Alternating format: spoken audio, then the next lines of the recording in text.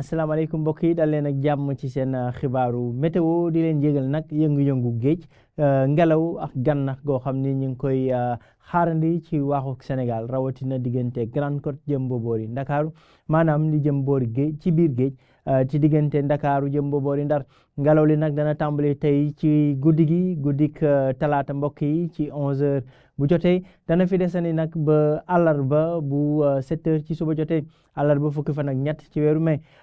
loolee nag dana ci dolleeku mbokk yi gànnax bu kawe bu ñuy xaarandi Grande Côte jëm ba boori Ndakaaru dana tàmbali tey ci guddik talaata gi ba léegi bu 3h du matin jotee dana desandi nag ba ci gaaw fukki fan ak juróom benn ci weeru mai bu 1h du matin jotee muy xibaar nag ñu ngi koy jëmale ci suñu mbokku nappkat yi képp kuy faral di jëm géej ngir mën a aar seen bopp ak seen jumtukaay bu loolu weesoo nag ñu jëm ci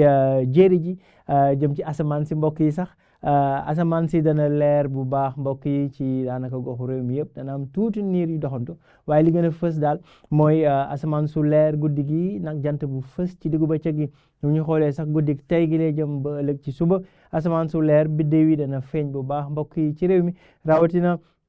ci diggu réew mi jëm ba boori ba gànnaar température yi nag ñaari pàcc lay doon température yu dal foo xam ni dana wéy di feex mbokk yi ca boori sow rawatina ca boori Ndar fukki degré juróom-ñeent ñaar fukki degré sa Thiès ñaar fukki degré benn ca boori Louga ñaar fukki degré ñaar ba ñett mbokk yi jëm ba ñeent ci diggante Ndakaaru Mbuur Fatick Kaolack jëm ba Ziguinchor ak Sédhiou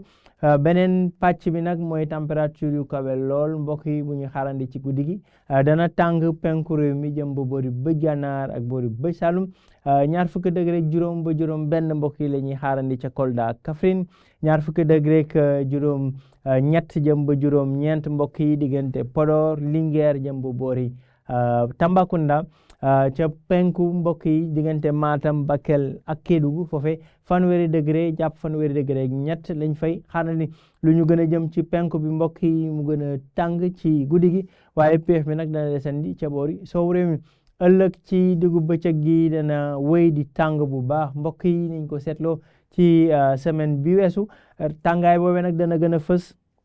diggante ba gànnaar ak penku ñeent fukki degré juróom ba juróom benn muy température yu kawe lool tàngaay bu tar mbokk yi ñu xaarandi ko ci diggante ba gànnaar ak penku diggante Podor Linguère Matam ak boori Bakel waaye tamit li jëm ca diggu réew mi jëm ba boori bëj Saalum température yi dana xaw a néew waaye tàngaay bi moo fi fësandi ba léegi ñeent fukki degré jàpp ñeent fukki degré ñeent mbokk yi la ñuy xaarandi diggante Sine Saalum Bawol waaye tamit ca bëj Saalum diggante Sédhiou Kolda jëm ba boori Kédougou ak Tambacounda li jëm ca boori bëj gànnaar ak sow foofee température yi dana dal bu baax ñaar fukki degré juróom benn ca Ndakaaru muy température bi gën a néew fanweeri degré ñeent ca Thiès fanweeri degré ñett ca boori Ndar mbokk yi température yi nag dana kawe lool niñ ko gisee léegi ci guddi gi jàpp bërset bi waaye tamit ci diggu bëccëg gi sax dana rawati ñeent fukki degré juróom ba juróom benn muy tàngaay bu tar boo xam ni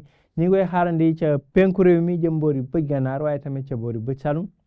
guddi gi jàpp bërset bi waaye dana rawati nag ci diggu bëccëg gi li moo gënoon a fës ci xibaar yi mbokk yi dellusiwaat rek ci gànnax ak ngelaw loo xam ni dana tàmbali tey ci guddik talaata gi le dana fi desandi nag ba gaaw pour gànnax gi waaye ngelaw li dana jeex diggante